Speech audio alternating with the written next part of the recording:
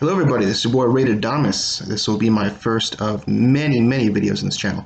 The first thing I want to make very clear is the Friday foretellings are, as they have always been, a work of satire. So I do not want any butthurt fans of the opposing team coming in the comments and making a bunch of funny business. These are all jokes. If you can't handle jokes, well, their back button is right up there. So you guys know what to do. So I will go ahead and get started. So greetings, Raider Nation. I know that many of you have been asking for weeks, where is Raiderdamus? Where is my Friday foretelling? For the last, 10 years or so, I've been doing the Friday foretelling every single week during the regular season, sort of roasting and just doing sort of a Comedy Central roast of whoever the Raiders are playing that particular week.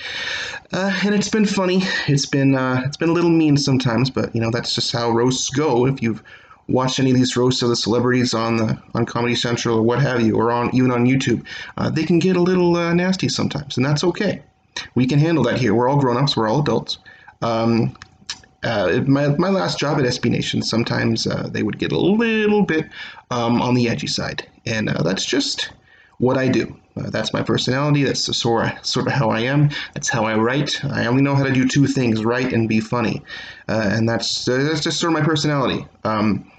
It got a little out of hand, which is why I don't do that there anymore. But I'm going to do that here from now on, because I know a lot of you have been asking for it. A lot of you have been like, Raiderdamus, where'd you go? Where's the foretelling going to be? Well, I'm here to tell you, it's going to be here from now on YouTube. So sit back and enjoy, because it is on, the quintessential Sud Muffin, your hero, your paragon of virtue, and the world's freshest man, Raiderdamus, the great and powerful. And no matter how they try to bring me down, I will always get back up off that canvas, because this is quite simply what I do. Am I going to be able to get away with the jokes that I got away with before? Maybe, maybe not. I have to be even more clever and more funny than I was before. But if you know anything about Raiderdamus, you know that there is no off position on the genius switch. So I will bring you the very best in football-related insult comedy every single week. And this channel might be used occasionally for different things, or whatever videos I decide I want to put out. And maybe I'll use it to laugh at the Chargers or the Broncos or whoever I want, whoever sucks, which is everybody except for the Raiders, and sometimes the Raiders too. But the most important thing is that Raiderdamus is 100% back in business, and the haters can suck it. Right now, I want to give a special shout out to Andy Reid for running Patrick Mahomes on a quarterback sneak, which basically shredded his knee and dislocated his patella tendon. That's a great job from Andy Reid, the guy who could not win a Super Bowl with peak Donovan McNabb, and he's just coming right out the gate with some fantastic coaching decisions. So we thank you, Coach Reid, for your wisdom in this matter. So I've given the Great Beyond a few weeks off as I've pondered my future, but the bye week has come and gone. It's high time that I contacted the Great Beyond once again for his eternal and infallible wisdom. So to that effect, I did just that this week, and here is the message that I received from the Great Beyond. It is true, and it is as follows. You're back. I thought you were gone for good. It's pretty boring here in the ether without getting to clown on football teams for no reason. Who do you got this week? The Packers? Well, here we go. Much like the Packers themselves, this message, most of it, is going to be about Aaron Rodgers himself and nobody else. It could still win an award that way, because the very idea of Aaron Rodgers is so funny that it doesn't matter who else is on the team with him. Aaron Rodgers' teammates are like family to him. They don't show up to his games either. Rodgers could have been the country's best fertilizer salesman, because he hauls 52 sacks of crap all over the country every single year. Rodgers showed up to the Packers-Raiders preseason game in Canada dressed in a Canadian tuxedo, aka all denim everything, and a glorious mustache looking like a cop out of the Sabotage music video from the Beastie Boys. But much like in his life outside of football, Rodgers simply could not find the perfect beard. And so, like his Packers teammates on that trip north, Rodgers did not play in that game. Now, one of the most famous Monday Night Football games ever was the game between the Packers and the Raiders, where Brett Favre's father had just passed away. Favre absolutely slaughtered the Raiders in that game. It was not close. It was a total destruction. Anybody who remembers that game knows exactly what I'm talking about. Now, luckily for Oakland, Aaron Rodgers' dad is not actually dead. He's just dead to him. Rodgers can seemingly drop family members faster than referees can drop flags next to any defender who gets within a few yards of Rodgers. And in fact, just this morning, Aaron Rodgers stepped out of his house and he felt the wind tousle his perfectly coiffed brown hair. And the wind was flagged for hands to the face, and Rodgers was given a first down. And a lion at the Milwaukee Zoo was summarily, ritually sacrificed to the memory of Curly Lambeau. Now, Green Bay is truly the strangest city in the country to have an NFL team. It's really, really tiny. There's not much there. There's basically, in fact, nothing there except for the stadium itself, and there's nothing to do except to root for the Packers.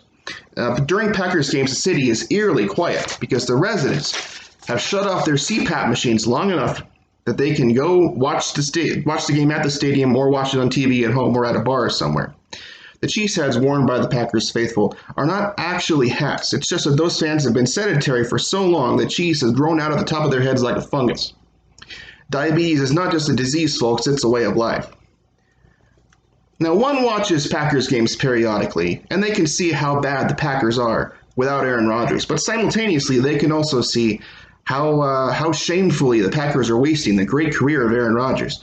I imagine that, much like his predecessor Brett Favre, if Rodgers were to join the Vikings right now, he would have the best passer rating of his entire career.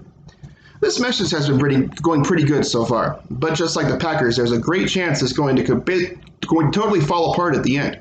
Because now I want to talk about Matt LaFleur. He looks like a dwarf who had a sudden growth spurt in high school. He looks like a guy who asks you to go drink some beers and then tries to sell you Amway. If you rearrange the letters in Matt LaFleur, you get Zach Taylor. LaFleur looks like he's on his third marriage and his sixth bankruptcy. He looks like a martial arts master from a fake dojo. His playbook consists of one page with the crudely drawn words, "Aaron throw ball go far." And yet somehow, some way, this man right now is 5-1. Now, not having Aaron Rodgers a few years ago after his injury exposed Mike McCarthy for the terrible coach and Wendy's night shift manager that he really is. But without Rodgers, Matt LaFleur is an adult bookstore clerk. And the absolute state of Green Bay's receiving corps. If you took Oakland's receivers from the end of last year and gave them right now to Aaron Rodgers, he would win 12 games. The Packers receivers are not just beat up. They've been put through a flaming table by the Dudley boys. These receivers have more health problems than the horses at the Santa Anita racetrack. Like all of you, I saw the Packers-Lions game last week. I saw the Lions get jobbed out worse than the Brooklyn Brawler. I saw definitive proof that the NFL is more corrupt than a South American police force. And I have very little doubt that it can and will happen again, because the NFL does not care. People will watch no matter what they do, because football is a religion, and the NFL is its church. The only chance any of us have to make a real change is to nail 99 complaints to Al Riveron's front door. But at least one man is doing something, one man with the balls and the gumption to do something about the NFL's hegemony right now. And that man is Vince McMahon, who has formed his own football league with blackjack and hookers. I personally have been a lifelong fan of the Seattle Dragons. As for this game, well, it's hard to beat Green Bay on the road. But it was hard to win in London against the Bears. The Raiders hadn't done very well across the pond lately. And it was hard to win in Indianapolis. This Raiders team is a lot better than it's given credit for. All of Reggie McKenzie's draft picks are in the XFL now, and you can go check their draft to see that that's the case. But while Mike Mayock's guys are proving themselves right now in the big leagues, and they're doing very well. It's entirely possible that the refs call a bunch of flags on the Packers to make up for the debacle last week.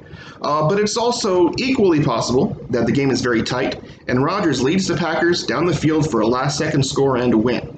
And that's why I'm predicting that the Packers win 27-26. I hope you enjoyed the very first Raiderdamus of the season and the first of many to come. So please leave some comments. Hopefully you liked the video. And I will see you all next week.